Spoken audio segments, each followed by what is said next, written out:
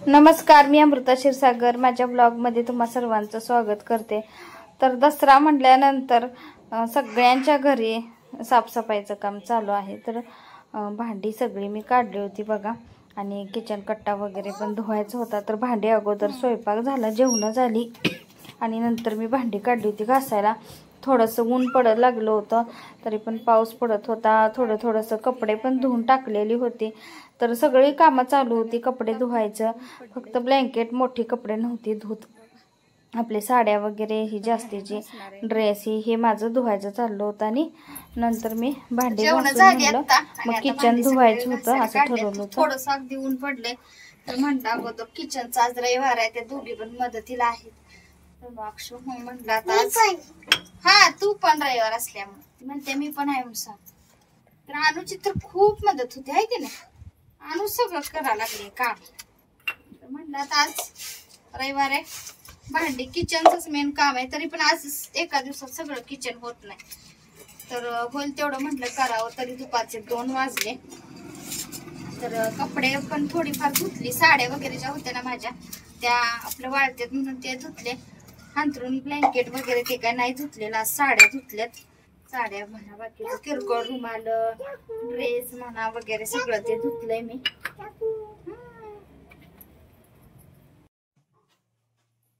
पण मी सगळी भांडी घासूपर्यंत तनून आणि ह्यांनी ना किचन सगळं धुतलं, का तर वरती चढून मला ते स्टाईल वगैरे ते घासायचं वगैरे हे करायचं नाही जमत।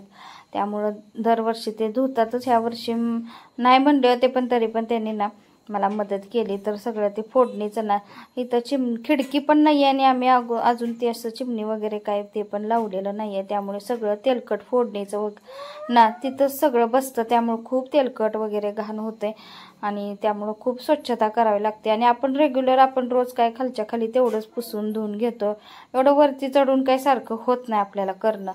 तर त्यामुळं मग म्हटलं आता सगळं काढलेलंच आहे पसारा, तर तेवढं मदत करा। तर यांनी मला ना भरपूर अशी यांची मदत झाली। तनूनं सुद्धा मदत केली, रविवार असल्यामुळे दोघी पण घरात होत्या, आणि मी सगळी भांडी घासेल तसं ना अक्षू आत आणून ना म्हणजे सुकायला वाळायसाठी ठेवत होती।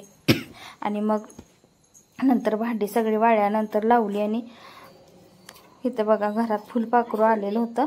तर अनु सारखं ती खिडकीतच बसलेलं होतं, तर अनु जाऊन सारखं त्याला हात लावायला लागली होती, गप्पच शांत बसेना झाली होती ती, आणि पूर्ण दिवस अक्षरशः ना भांड्यातच गेला।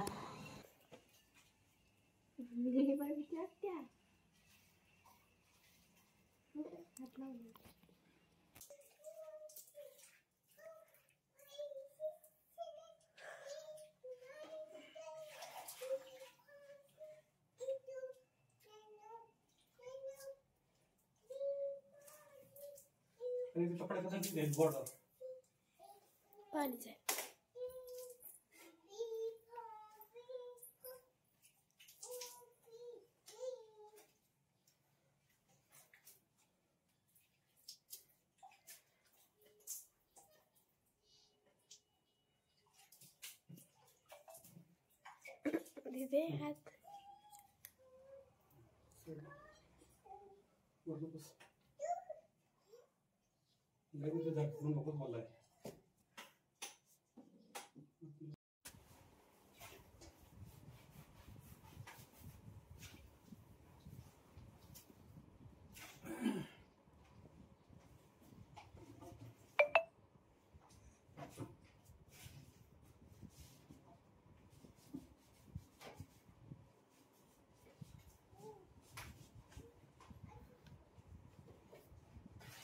तर किचन कट्ट्याच्या खाली पण ना बघा खूप असं ना सगळं घाण झालेलं होतं। तर सगळं धुवून घेतलं होतं ना, तेवढंच इकडचं काही पसारा काढलेला नव्हता। फ्रीज आणि गिरण वगैरे इकडं पण खूप पसारा आहे, तर हे काय काढलं नव्हतं। तर इकडचं सगळं एवढंच ना धुवून घेऊन तसं पाणी भरून टाकत होते, आणि माझं भांड्याचंच काम हे सगळं होईपर्यंत माझी सगळी भांडी घासून झाली होती, म्हणजे चाललं होतं भांड्याचंच काम। आणि इकडं पण थोडं कधी आपण गॅस वगैरे खाली घेऊन करतो ना स्वयंपाक, त्यामुळे सगळं असं तेलकट वगैरे उडलेलं असते। तर यांनी सगळं शॅम्पूचं पाणी करून मारून ना तेलकट सगळं ना स्वच्छ अगदी धुवून काढलं होतं। आणि नंतर परत रविवार असल्यामुळे भाजी आणायला पण त्यांना जायचं होतं, परत ती भाजी आणायला गेले, आणि वेळ इतका झाला परत कंटाळा आला। नंतर भाजी वगैरे भरून ठेवली मी. ब्लॉग परत तर काही केला म्हणजे करणंच झालं नाही मला. त्यात अनुची आणखीन मध्ये मध्ये चालू असते ना. अनु तर शांत बसत नाही. पाण्यात खेळायचं, भांडी इकडनं तिकडं तिकडनं इकडं, ते अजून हिचं चालूच होतं. नंतर मग मी सगळी परत भांडी वगैरे लावायला अक्षरशः मला खूप वेळ झाला होता. 6 वाजून गेले होते. नंतर मग चहा केला आणि मग आम्ही ना सगळं आवडणार आहे. तर बघा अक्षीला मिळालेल्या कंटेनर एअरटाईट मध्ये ना ती म्हणा लागली चहा आणि साखर त्यात ठेव. मग ठीक आहे म्हणलं. हा, चहा पावडर आणि साखर ठेवली. आणि आमचं गॅसचं बघा इथं कॉक आलेला आहे, पण अजून कनेक्शन ना आलंय, पण चालू झालेलं आहे. भाजी सगळी घेऊन येणे आले होते आणि पाऊस इतका चालू झाला ना तोपर्यंत खूप असा पाऊस चालू झाला. मी तर नाहीच गेले का तर घरातली कामं आवरायची होती. नंतर मी भाजीपाला भरून ठेवला. लाईट पण सारखी चालली होती.